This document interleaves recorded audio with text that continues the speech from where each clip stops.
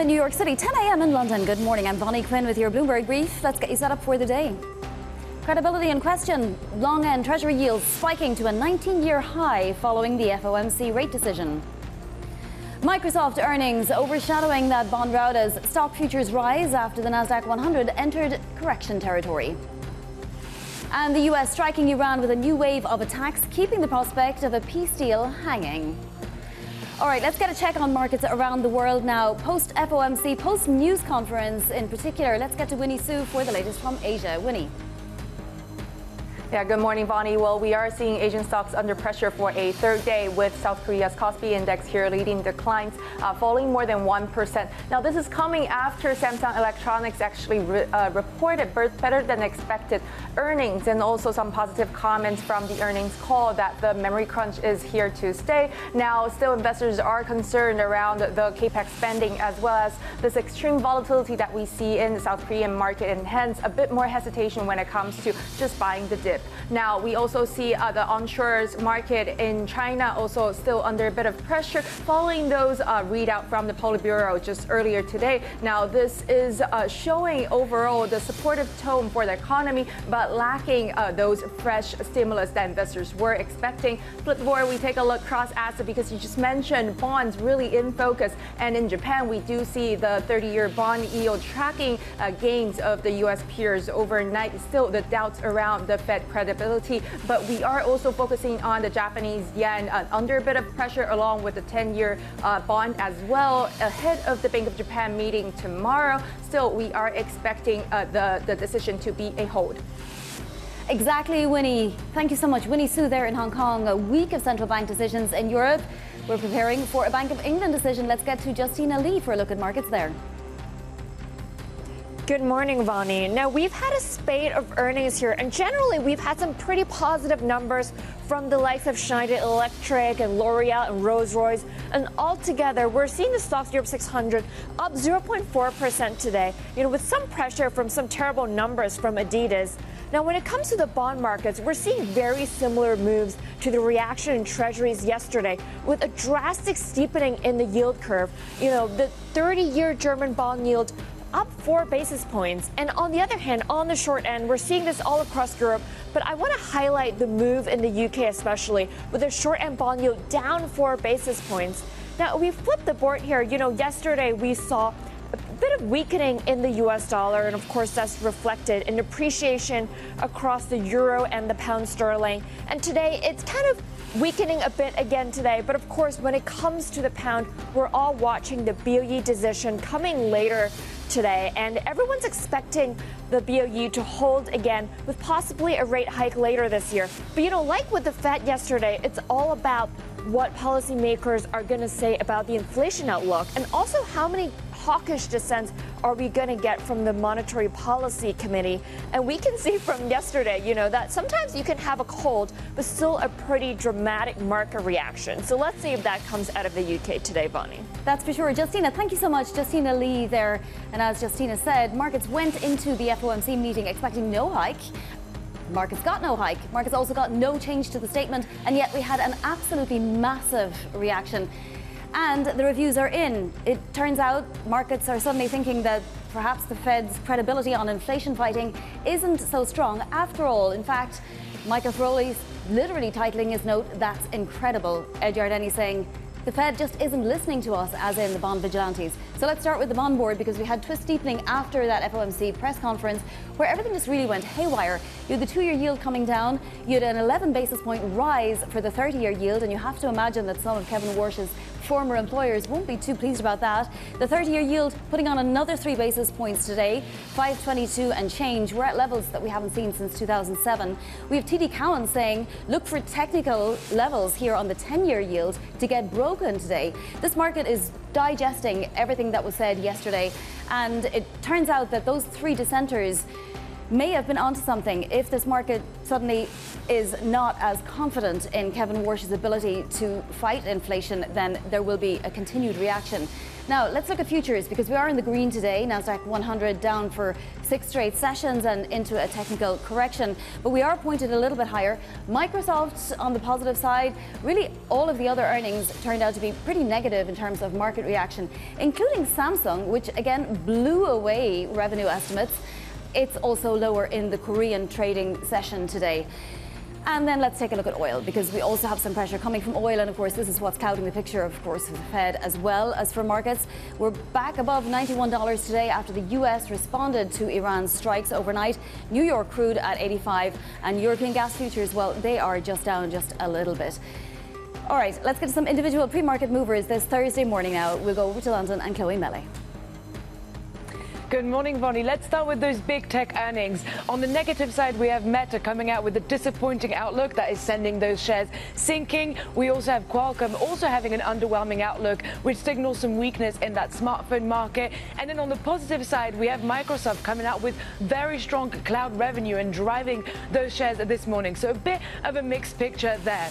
Moving on to the food sector, we've got Starbucks and Chipotle up in the green this morning after some positive earnings from both and boosted guidance from Starbucks in particular. They have benefited from some new trendy items on their menu and some loyalty programs as well. And finally, let's go over to the cybersecurity sector with Fortinet boosting its sales guidance, and that is driving the shares quite strongly this morning. We're up more than 10% for the cybersecurity firm. Chloe Mele, thank you so much. She'll be back later in the hour. Also coming up this hour, we'll discuss the Fed's decision and also that news conference with Citi's Andrew Hollenhorst. We'll also break down tech earnings. Angelo Zino of CFRA will join. Let's start, though, obviously, with the Fed Chair Warsh reiterating the commitment to tackle inflation. Let me reiterate, there is no soft inflation target. There is no soft implicit target, not on this committee's watch. I don't believe that either part of our mandate is generally at war with the other part. Prices reacted in real time to incoming information, and the reduction in forward guidance may have been a factor. CapEx is preparing the ground for future growth. Nonetheless, the precise timing and magnitude of effects on the supply side remain hard to predict. The 5+ years of inflation above target cannot be cured in 9 weeks, or by a single month of modest price decreases. This Fed will not waver. Joining us now is Bloomberg's Ben Ram. Ben, it's clear that markets were dumbfounded, even though they got technically what they were expecting, right, which was no hike. Is it fair to characterize this as an utter fail, which most market participants are today? Ed Giardini basically saying, you know, what was Warsh thinking? Absolutely. I think that the markets got wrong-footed Kevin Warsh for a change. I think that, the markets are kind of wondering who is the real Kevin Warsh in all this? Is he the one who talks hawkish like we just heard from him? The inflation, so there is no soft inflation target, and this committee won't tolerate an overshoot of inflation. But then when you go into the committee and actually vote on policy, he votes to hold rates. So who's the real Kevin Warsh? And that's the question that confronted the markets yesterday. And the market said, you know what, we don't know which way he's going to swing, and he's not taking action anytime soon from the looks of it. So we are going to demand a higher inflation risk premium to hold long-end treasuries, and they sent yields soaring. What suddenly took away the market's faith, though, that he is going to fight inflation? I mean, he kept saying it. Was it the over-protesting, if you like? Or is it possible that markets may have overreacted? No, I don't think that the markets overreacted here. The markets are sending out a very clear message. We do not care about your words. Words do not constitute action. It's what you do with the FOMC rate that matters. And you have, by the Fed's own projection, core PCE is going to be 3.3% this year, and economic growth is going to be above trend. So that calls for a more restrictive rate, not a rate of 3.625 in the mid-rate. So I think that the markets are sending out a very clear message, unlike the Fed, which is kind of talking hawkish but leaning dovish. At the same time, though, Ben, if markets weren't expecting a hike yesterday, and they weren't, it was an outside chance that there would be one. What's to say that he won't hike next time, which would be exactly as markets anticipated before this move in the yield curve? they may very well act the next time around, but the point is that it's the message and it's the signaling that you're giving to the market, and the markets are kind of thinking, hey, you've been talking hawkish all this while and you're not acting upon it. So it looks like as of today, the markets are not gaining conviction that the Fed is willing to act, and they're going to go by what they see so far, not what the Fed will do 6 months down the line, because by then it may be too late to stamp out inflation. We saw that happen in 2021, 2022. The Fed thought that inflation was going to be transitory, and we know that they got wrong-footed and they were found lacking in their response. And the markets fear the same thing now, and that is why you see the kind of reaction that we did yesterday. And Goldman actually pointing out several dovish comments from Warsh, including downplaying AI-related price pressures, which we might have expected, but also connecting the rise in rates not to a market signal, but to the economic strength that we've been seeing. Is it possible, though, then, that Warsh was actually speaking to very different audiences here, that maybe he was sending out some signals to the administration, some signals to the market, some signals to his colleagues? Yeah, I think it's entirely possible, and it's like the markets, and that's exactly the problem of the markets, right? They can't see a coherent message in all that he's sending out. Who is he trying to please? Is he trying to please Trump, or is he trying to talk hawkish and then lean dovish? So the markets are completely confused.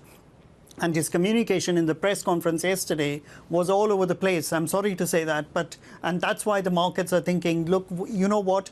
We as nominal bondholders need to have a coupon protection, and therefore we are going to tag on an inflation risk premium. In terms of higher yields, then, who is most exposed globally? For whom is it a problem now? Well, it's a problem for the BOJ as well as it is for the BOE. If you look at the 10-year bonds, warning across the G4 economies, the ones that are suffering the most are the ones where the central banks are behind the curve. That is Japan, the Bank of England, and the Fed. And I think that we've got the BOE meeting later today. And unless the BOE sends a message that it is willing to stamp out the second round effects of inflation before it creeps up, I think the gilts will sell off too. All right, Ben, thank you so much. It's going to be a big day in markets for reactions, and we thank you for your context. That's Bloomberg's Ben Ram. Stock futures higher, the Nasdaq 100 obviously into correction territory following the FOMC decision. We also got results from Microsoft. They reassured investors, however, of the returns on outsized AI spending. Let's bring in Bloomberg's Neil Campling for more. So Microsoft, a little bright spot. I guess it was always going to happen at some point, right? But we did get excellent results from many of the other companies that reported yesterday. What did you take away from the whole spate of reports? Okay, so with Microsoft specifically, if we look at it, actually, it underperformed the other big tech companies this year into results. So it kind of sets you that there was quite low expectations in that respect. I think what stands out is that a number of things in Azure's growth, up 43% year on year, is kind of a validation of their capex spending itself on their platform. You know, they still managed to generate nearly $20 billion of free cash flow. So a very contrasting fortune to what we saw last week from Alphabet, for one example. Their operating expenses grew by 9.8%. So 10% OPEX growth is not too bad. So they are monetizing the investment. And that's, I think, where primarily investors are sort of relieved, if you like, in terms of there's some signs of fiscal discipline and some signs of good growth coming through from the market. You know, we've had here the fastest quarterly growth rate since 2022. So that's definitely a positive relative to some of the other big techs we've seen. So that was Microsoft. Now, it turns out Kevin Warsh isn't really the only one with a credibility problem. Markets just are not buying Mark Zuckerberg's play on AI. You know, what's the problem with Meta? It absolutely dropped. Yeah. Disappointing quarterly revenue forecast, raised capex, and really there's nothing to show for it. Yeah, well, in contrast to what we've just discussed with Microsoft, the OPEX at Meta grew 65% year on year. Free cash flow disappeared. There was very little free cash flow that was generated by the business. And the problem is that Zuckerberg on the call is giving us mixed messages because they haven't got the AI platform, but they're saying they're investing significantly in AI for a future potential platform. And then talking about the fact that they've got, they need all the compute power they can possibly get, but they'd also consider renting some out to other players because of their high pricing that's being offered to them. The numbers don't really make a lot of sense in terms of what they're spending, what they're reporting, and then what the future direction is, because we don't really know what their AI position will be in the future. But they keep spending and the capex keeps increasing. And that, I think, is a real issue for Meta itself. Yeah, well, on the semi trade, right, and we're down 27% on the SOX index month to date. I want to ask you about Samsung because, once again, fantastic results. We got profit soaring 250-fold, Neil. Obviously, you know this, but in semis and memory, we had profit up 357% in terms of revenue growth this quarter. Yet the stock is down again 3%. What's the problem? Yeah. So I think the problem is that we have, for many months now, talked about the supply-demand issues in memory, and that's clearly still the issue in terms of we just haven't got enough supply to meet demand. The problem is, though, that they, just like SK Hynix and Micron, are raising capex. So we know there is supply coming on stream, and investors are looking at things like token prices going lower, and that's a problem for the memory companies long term. All right, Neil, thank you so much. That is Bloomberg's Neil Campling. Now to other top stories trending on the terminal this morning. Shell higher on an earnings beat. Second quarter profits soared to their highest since the start of the Ukraine war. The war in the Middle East boosted Shell's trading and refining businesses. Shell's CEO spoke to Bloomberg. As we err towards producing more jet fuel to meet that season of demand, it does mean that you are reducing gasoline and diesel production. And what we are finding at the moment is both gasoline and diesel are at decadal lows in terms of inventories, which starts to put pressure on those price lines. Stellantis misses second quarter profit estimates, competition from Chinese automakers, recall costs in North America, and weak pricing in Europe weighing on results. The stock is down 47% this year, making it the worst performing stock on the stock 600. Adidas shares falling the most on record. Heavy spending on World Cup marketing dented profits. Despite an earnings miss, Adidas nudged its sales outlook higher for the year. This is Bloomberg.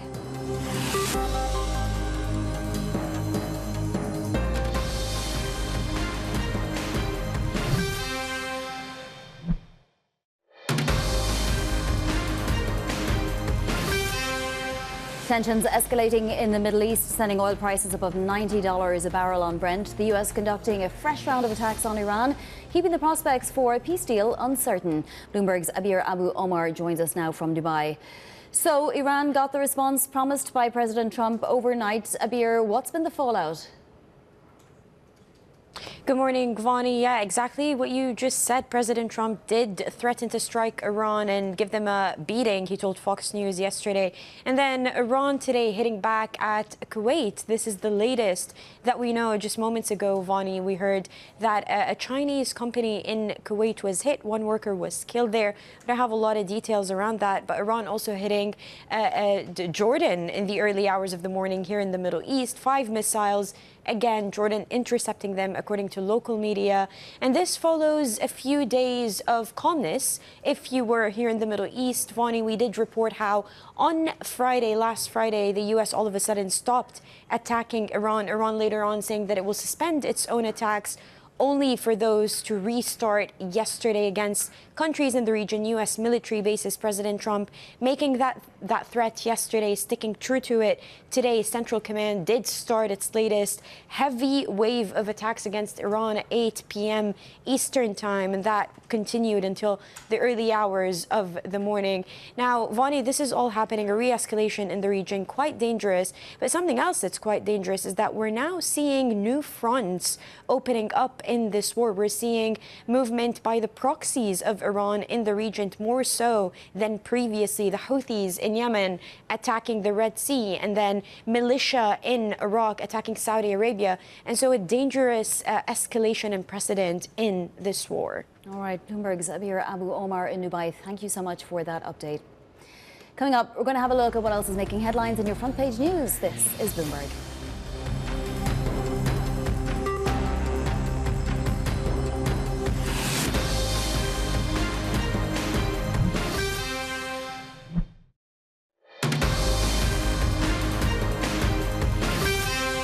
Time now for your front page news. And first up, the Financial Times is reporting the $20 billion hedge fund founded by former OpenAI employee Leopold Aschenbrenner is looking to raise fresh capital after suffering heavy losses during the recent AI rout.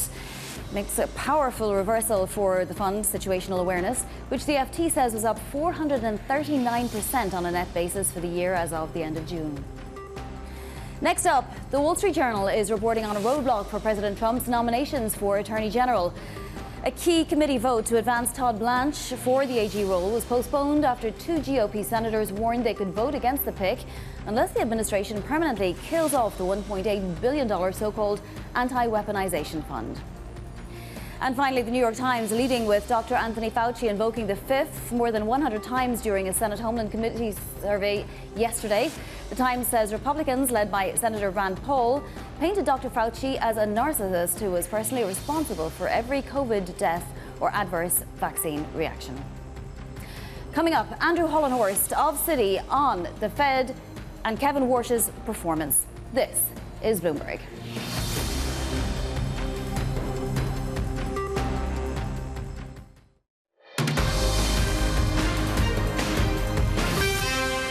It's 5:30 a.m. in New York City, 10:30 a.m. in London. Good morning, I'm Bonnie Quinn with your Bloomberg Brief. Let's get you set up for the day.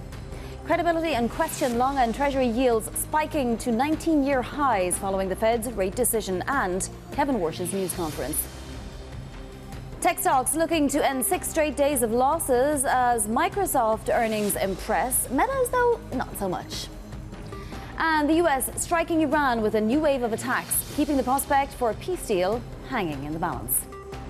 Let's get to those markets, digesting the FOMC and that news conference that whipsawed particularly the bond market.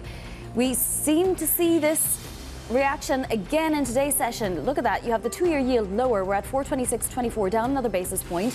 And the 30-year yield higher by almost 2.5 basis points. It's this twist steepening that's happening. Now, it didn't happen on the way into the decision. It didn't happen right after the decision because the market got exactly what was it anticipating with no hike and absolutely no change to the statement. It was after the news conference when markets became absolutely dumbfounded by what they were hearing. Cowen saying today the honeymoon period has ended with a bang for Fed Chair Warsh. Giordani saying Fed officials just won't listen to us, as in the bond vigilantes. Michael Froley at JP Morgan, his note is entitled simply, "That's incredible." We'll get to all of that in a moment with Andrew Hollenhorst of Citi. Let's look at equity index futures, though, because we might be breaking that streak for the Nasdaq 100 with futures pointed to gains there for that index, which is in technical correction. This primarily thanks to Microsoft at the moment, which might be a turnaround for the books. Most of the other stocks underperformed investor expectations, at least, if not earnings, yesterday. And then we got Samsung overnight. Again, massive increases across the board in all of the good metrics, and still that stock was lower in the Korean session.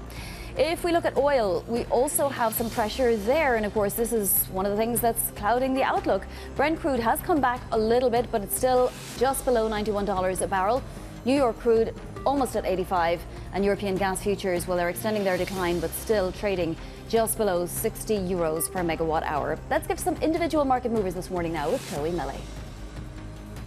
Good morning, Bonnie. It's a bit of a mixed picture for those big tech earnings this morning. So if we start with this flash of green in the middle of the screen with Microsoft raising, the shares rising this morning after the cloud growth came in ahead of expectations. So that was a bit of a bright spot. On the other hand, on a more negative side, we've got Meta and Qualcomm issuing some disappointing outlooks and seeing the shares down quite significantly in pre-market trading this morning. In the food sector, we have got two companies, Starbucks and Chipotle, having really benefited from their new loyalty programs and also having some very trendy new items on their menus. And so we are seeing that really drive the shares this morning after Starbucks boosted its guidance and Chipotle beat sales estimates as well. So a bit of a positive story there for that food sector. And finally, let's go over to cybersecurity with Fortinet boosting its sales guidance. And we are seeing that really drive the shares this morning, up almost 10%, with analysts mentioning that the firewall businesses were particularly strong. And so we're up quite strongly there as well for that company. All right, Chloe, some green on the screen today. That is Chloe Melee there in London. Inflation fears gripping markets after the Fed decided to keep rates on hold. Warsh was a little bit more dovish than people expected. The bond market is really probably the main risk for this run on U.S., but also for the rest of the world. New high since 2007 on the long bond. The market is trying to tell you that I think the direction of travel is going to be higher. It's more worried about inflation. This is the market realizing that the first FOMC was him trying to establish credibility, trying to come across as hawkish, and now markets are just not buying it. There is a bit of a credibility question. Market starting to question. If you look into the second half of the year, you do get seasonality on your side. You do get a methodological change to PCE measurement. They will have to move at the next meeting. I do think we do get rate hikes in September. It cannot only be talk. You will eventually have to follow through. Joining us now is Andrew Hollenhorst, Chief U.S. Economist at Citi. An incredible day, Andrew, you have to say. Now, given that you were going into this meeting not at all expecting a hike and still expecting cuts later in the year, are you going to be a little bit more lenient on Fed Chair Warsh? You know, I think I will be, in the sense that there's a lot that we still need to learn here from the data. So I think it made a lot of sense for the Fed not to hike at this meeting. It would have been an odd meeting to hike at, given that since the June FOMC meeting, if you look at the data, and I think there hasn't been enough focus on the actual U.S. domestic data, we've had softer job growth and much cooler inflation, that inflation report for June. Now, Chair Warsh did say that inflation report was not the main issue that was driving their decision. One data point never is going to be. But as some of your previous guests noted, the seasonality is on your side. We should have softer inflation readings for the next several months. We do have a methodology change to core PCE in September that should see those numbers revised down. And this openness from Warsh, which is probably where I would agree most with his comments, maybe one of the things that I was most surprised that he said, is the idea that core PCE inflation is looking a little bit more like an outlier. That's really picked up. That looks like it's accelerating. That looks a lot more concerning. If you look at other inflation metrics, core CPI most prominently among them, they really look like they've cooled relative to core PCE, or don't look as concerning as core PCE. So I think there were reasons for Warsh to be less hawkish here. Still, I am surprised at how dovish it was. Yeah, even you are surprised, Andrew. And, you know, you have to ask yourself, there are two possibilities here, right? The bond market obviously was completely dumbfounded by what was transpiring throughout the news conference. And Chair Warsh himself said it himself. There's a performance element to this, right? You come out and you give it. He didn't have to give a news conference, but he gave one. So either the market overreacted, and I'm very reluctant to give the bond market or ascribe any kind of emotion to the bond market, right? Or the Fed chair was naive. Now, I also find it hard to believe that Kevin Warsh is this naive, but surely this is not the market outcome that he wanted. I don't think that Kevin Warsh is naive. I think that we had priced a lot of hawkishness in ahead of this meeting. So it was almost going to be difficult for that hawkishness to be ratified without the Fed raising rates. And my expectation was that the Fed would stay on hold at this meeting. I think that was the base case for almost every economist. But there was a view in the market that Warsh was going to do something to surprise the markets, that either that could be a surprise rate hike at this meeting. And remember, we went into it pricing about 30% probability that the Fed would hike, or there would be some kind of signaling of a rate hike in September, which is hard to do if you're not providing forward guidance. So the fact that we got none of that, I think, was almost necessarily going to lead to a more dovish outcome at this meeting. And then the other issue that I think Warsh is running into here is when you say very little, the market, people like myself and your viewers, are going to listen very, very carefully to everything that you do say. So it's not that Chair Warsh made lots and lots of dovish comments. It's that he made this dovish comment around inflation. He also talked about that the market has kind of done the work for us, that yields have moved higher in anticipation of the fact that the Fed might tighten interest rates, might tighten policy. If the market has done that work, maybe the Fed doesn't need to do that work. That's always a little bit dangerous logic, because, well, the market is doing that work because it thinks that you might be hawkish. So if you sound more dovish because of what the market has done, then you get a dovish response. So we really didn't hear that much from Chair Warsh, but the things he said were dovish. And when you don't say very much, that's what the market's going to react to. Yeah, I mean, did he reveal himself, in fact, as a dove? I mean, as John Authers says today, the fall in the 2-year yields would suggest that indeed he did. And You know, in that case, we might actually be looking at cuts at some point. I think that what we learned is we don't have this super hawkish Chair Warsh that's really going to be pushing for a hike even at this meeting. And again, ahead of the meeting, talking to investors, talking to a broad array of different people, there was at least a minority view out there that we really were going to see Chair Warsh push this committee to hike in a way that surprised the market. That'd be very different from prior Fed chairs. So just the fact that that didn't happen, that we got even a more balanced Chair Warsh, I think was dovish relative to market expectations. In terms of what his actual reaction function is, I think we still really don't know. There was a question that tried to pin him down on that, and he said, look, at the end of the day, if inflation is higher, we're going to be thinking more about tightening. If inflation is lower, we're going to be thinking more about engaging in looser monetary policy. And that's all I can tell you about the reaction function. So that is a very broad and general description of the reaction function. I think we still really don't know, but what we do know is that we don't have a Fed chair that's pushing for a near-term hike here. And that should, not only did we not get the hike in the month of July at the meeting yesterday, but I would question also, we're still pricing a lot in for September. This didn't necessarily sound like a Fed or a Fed chair that is looking to hike in September to me. Yeah, and definitely that pricing is changing a little bit. We could be at an inflection point.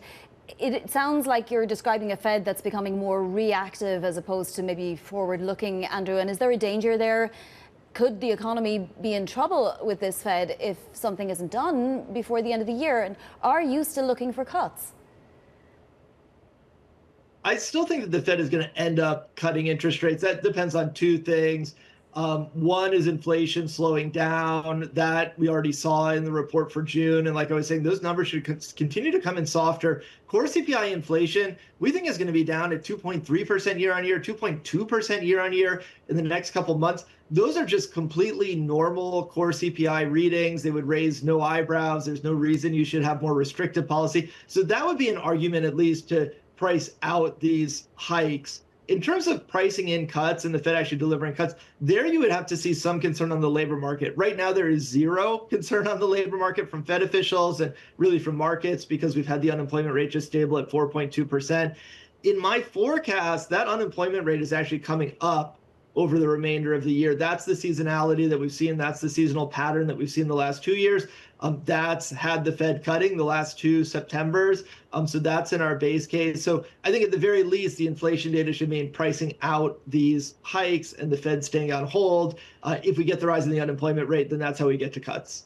All right, so no change in the base case, at least yet. Andrew, thank you so much for joining us this morning. Andrew Hollenhorst of Citi. Now to other top stories trending on the terminal this morning. The US launched new strikes against Iran, hitting dozens of military targets. The US says they're in response to an attack on American forces in Jordan. The latest strikes mark an escalation in the conflict that's spreading across the Middle East. New menu items and revamped loyalty programs boosted Starbucks and Chipotle's second quarter performance. Both chains raised guidance after posting stronger than expected quarters. The results show diners are still willing to spend money at restaurants if the prices and flavors are right. Goldman Sachs is testing investor demand on a potential $5.4 billion debt offering to help finance a Blackstone-backed data center leased to Microsoft. The timing is still under discussion after a sell-off in AI-related debt raised borrowing costs and weakened investor demand. Come up, we'll take a closer look at the results from Microsoft and Meta, plus more earnings ahead. Angelo Zino is going to join us of CFRA. This is Bloomberg.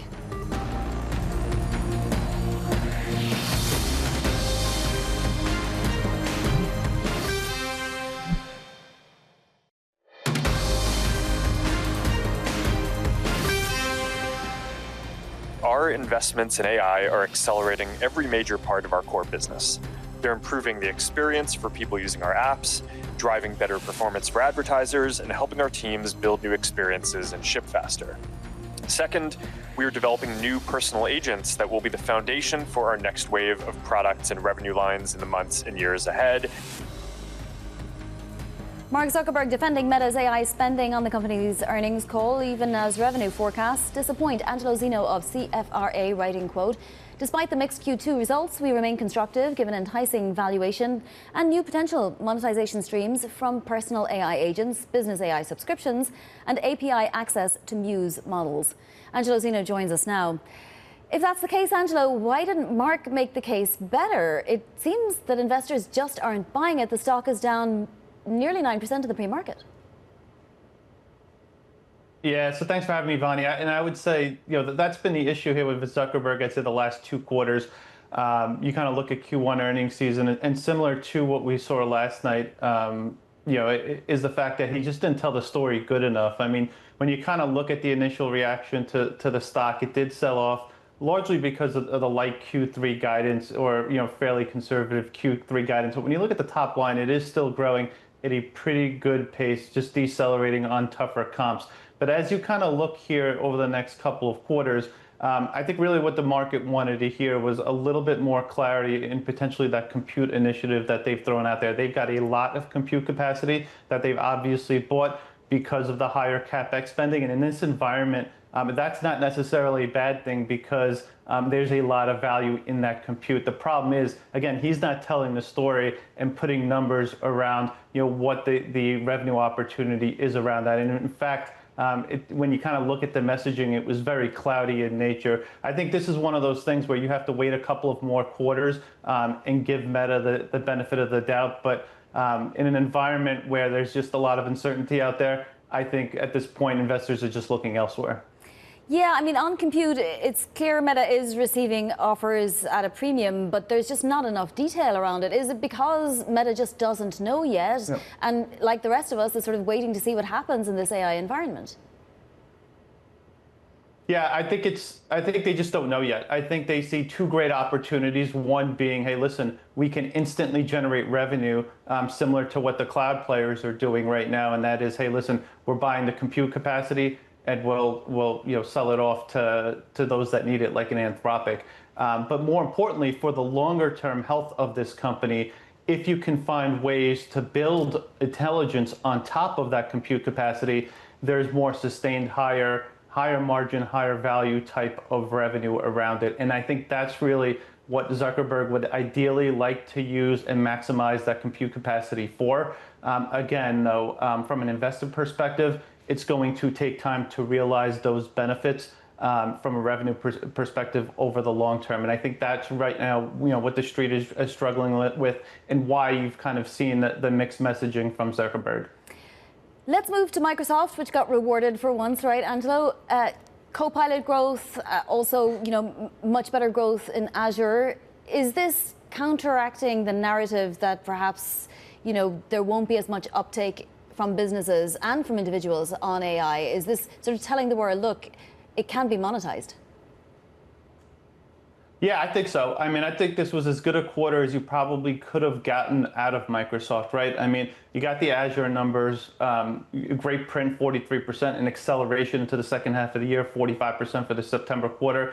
Everybody wants to see that acceleration in cloud. You've seen it out of Alphabet. You're now seeing it from Microsoft, and you're probably going to see it tonight from Amazon in our view. And that does kind of tell you, hey, listen, enterprises are spending. They need a lot more compute capacity out there. If that capacity is being made available by Microsoft and others, then the enterprise space is going to spend on that capacity. And then when you kind of look at their productivity tools out there, specifically Copilot, among other offerings out there, there was some great numbers tied to that. And again, something that the street wanted to see. And again, it shows that the enterprise is willing to spend for these greater AI capabilities. So when we kind of think about Microsoft here, and I think the balance that Microsoft is striking here between the CapEx spend, making sure they're free cash flow positive, is something that investors like at this point in time. They're almost kind of the grown-ups in the room relative to some of the others out there.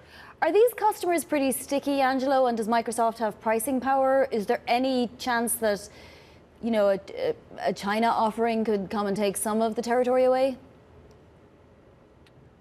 I mean, they have some they've got significant pricing power. They're actually hiking prices in terms of their, enterprise offerings. So they're benefiting from a tailwind on that side of things. In terms of some of the models that they're rolling out here, we haven't seen much on that side of things. Obviously, they just launched 7 models. That's something where we expect them to kind of penetrate more and leverage more of their internal, products to those models, and I think that you'll get the benefits on cost from that perspective as well. But as far as kind of the competitive pressures out there from China is concerned, I think that's something that the entire ecosystem is going to have to deal with, and over time, from at least from a large language model perspective, that is a good thing, I'd say. But Microsoft, I think, is they're more of a company at this point in time. They're going to continue to benefit from the volume-based side of things on Azure, while they'll continue to do what they do on the enterprise offerings. And given that they are kind of this enterprise king, more penetrated than just about anybody on the enterprise side, they clearly have a competitive advantage from their existing, massive installed base. All right, Angelo, thank you so much. 2 very different reactions to earnings last night. Angelo Zino of CFRA. Coming up, we're going to get you set up for your trading day as markets digest the FOMC decision. This is Bloomberg.